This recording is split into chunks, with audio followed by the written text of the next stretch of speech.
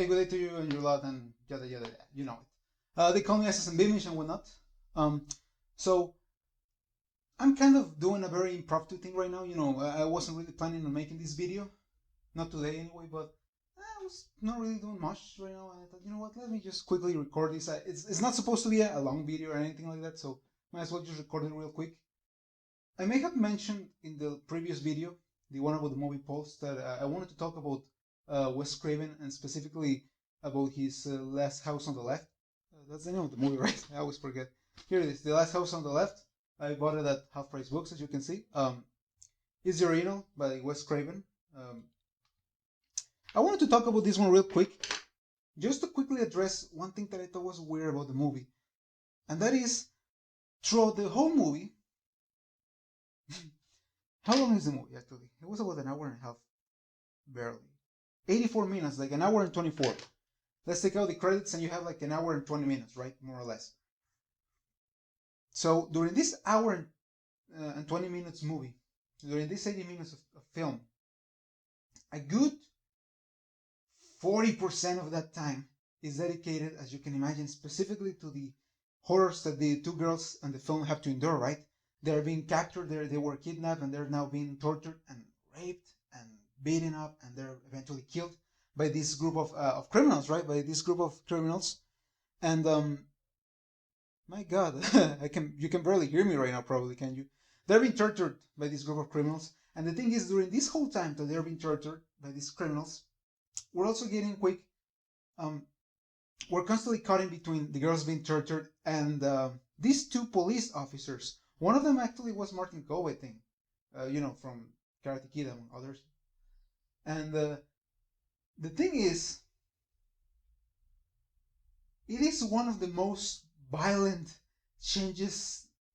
It's one of the most aggressively violent shifts of tones that I've seen in my whole fucking life in any movie.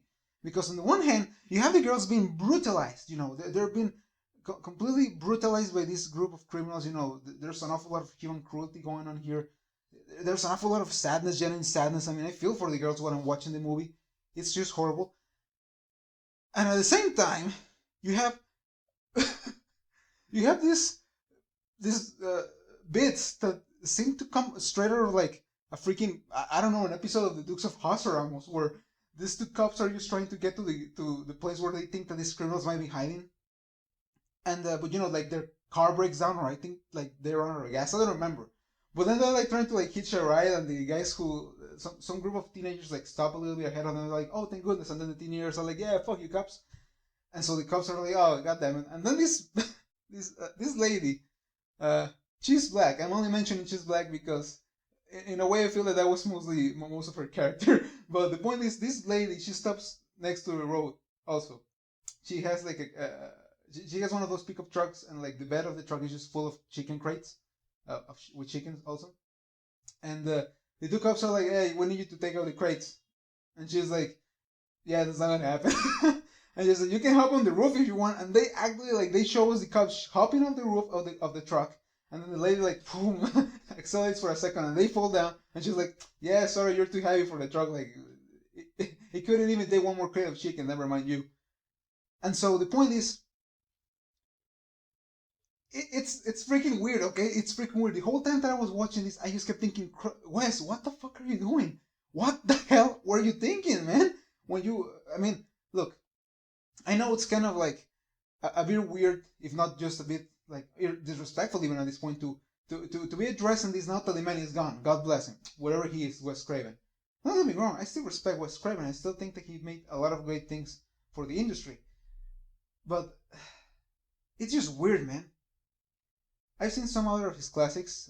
He also made the original Hills Have Eyes, right? And I thought that it was okay. I personally, I might be blaspheming right now for this. I might be blasphemous for it. But I actually like the remake, the 2006 remake, a little better. The sequel to that one I've never seen. No, I mean, okay, actually I've seen. I just didn't dig it as much. The first one I thought it was good actually. And I'm going to be even more blasphemous. The original Nightmare on Elm Street, the first one, I thought it was pretty good, but that's about it. I thought it was pretty good, pretty solid, good. The effects were definitely pretty cool, but I don't know, man. It just didn't strike me quite as intense as I thought it would. Um, so I keep thinking. I remember reading that Wes Craven originally wanted to make like comedies, specifically romantic comedies. So I think to myself, yeah, he might have wanted to give that more of a try than horror.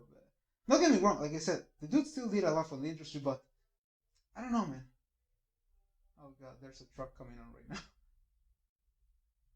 The point is, the movie is freaking weird because of it, because of those aggressive changes of moods, of genres almost. For a moment there, it's like this horrific, violent stuff, and then it's just a comedy. It's weird, okay? There comes a truck. It's weird, and I don't dig it, and yeah, I just don't dig it, man. Pretty gnarly stuff.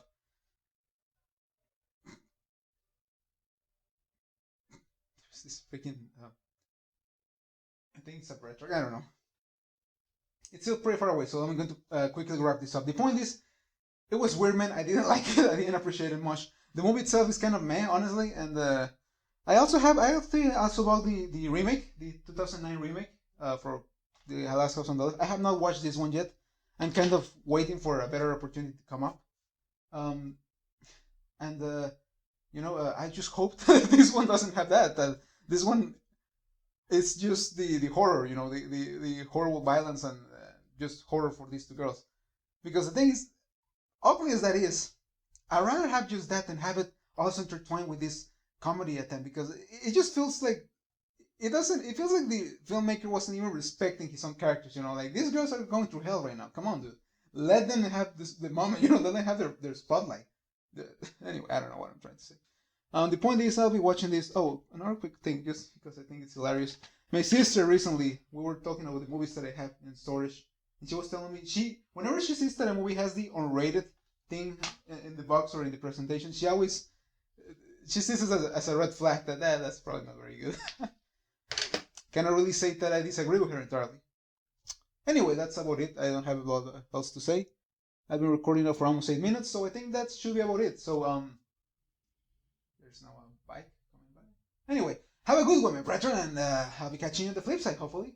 There you go. Se cuidan.